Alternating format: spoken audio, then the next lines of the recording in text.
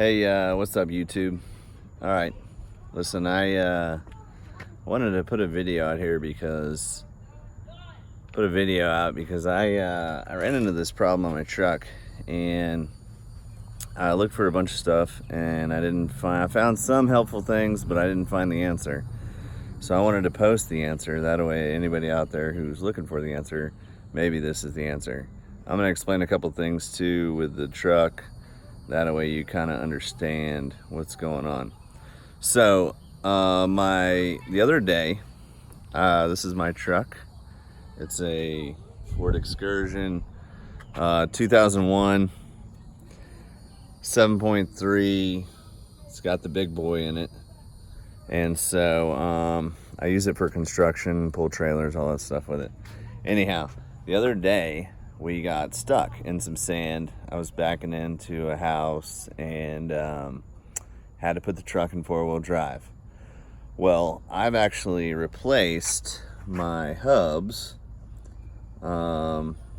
just for bearing issues. Caliper got hot, so then of course all the grease melts out of the bearing, all that stuff.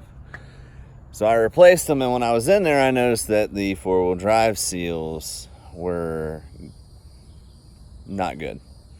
So, but the auto parts store wasn't open at the time, and I didn't want to wait, so I was like, you know what, just put them back. I'm just going to put them back together. I'm not going to get the seals. And so what Ford did in 2001 was they left the locking hubs on here. So it's your standard locking hub. But one of the other things that they did is they put a vacuum system on there that you could, from the inside of the truck, turn a switch and it would put it on four-wheel drive high or four-wheel drive low. And what it would do is the vacuum would actually engage the four-wheel drive. If the seals are bad, that don't work.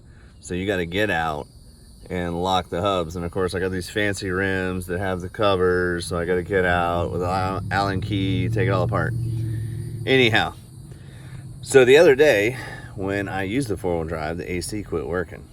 And one of the things that was a byproduct was the AC was actually blowing out of the defrost area on the front windshield and was not blowing out of the vents.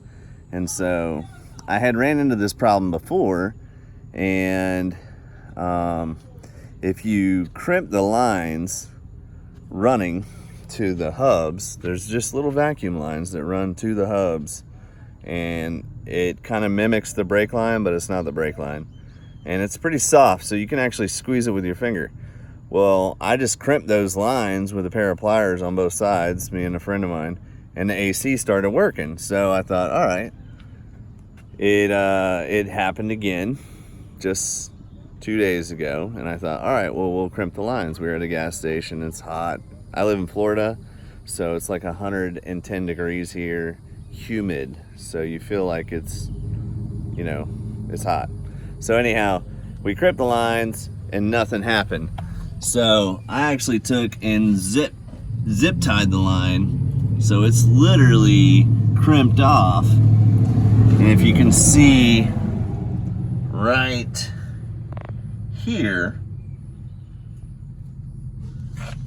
that's actually where the line goes. But my seals are bad, so it doesn't even matter that it's not hooked up. Now here's the thing. Here's what I learned. I keep looking at the record button and the camera's on the other side. Here's the thing. There's a couple other items in here that you need to know about. I'm gonna try to climb up on this truck. I got a lift kit on it, so it makes it a little bit intense. So look, right down here, this is, if you can see it, this is the vacuum pump. And what you can do is you can pop this line off with the truck running, and you should be able to feel suction on it. If you don't feel suction, then this is bad. But if it's sucking, it's working. Now, this is the solenoid that engages your four-wheel drive. Now, I went to the Ford dealership because trying to find the right one of these on Amazon or at the auto parts store, it ain't happening. So I went to the Ford dealership and they said, yeah, we could order it, da-da-da-da-da. So we looked at the schematic and I said, well, which, I'm like, I was wondering what the solenoid was for, but I didn't really understand, how it worked. And so the guy said, well, on the F-150s, he's like, I'm not sure how it works on the, F350 series, because this Excursion runs pretty much everything F350, running gear and stuff. So he said what it does is when you turn the key on, it actually engages the solenoid and shuts off the vacuum running to the four-wheel drive.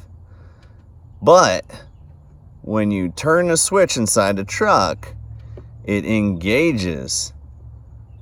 Actually, it turns off the solenoid, which opens it and allows the suction.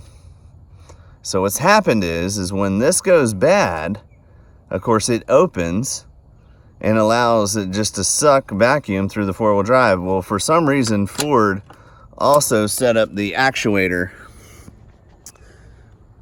in the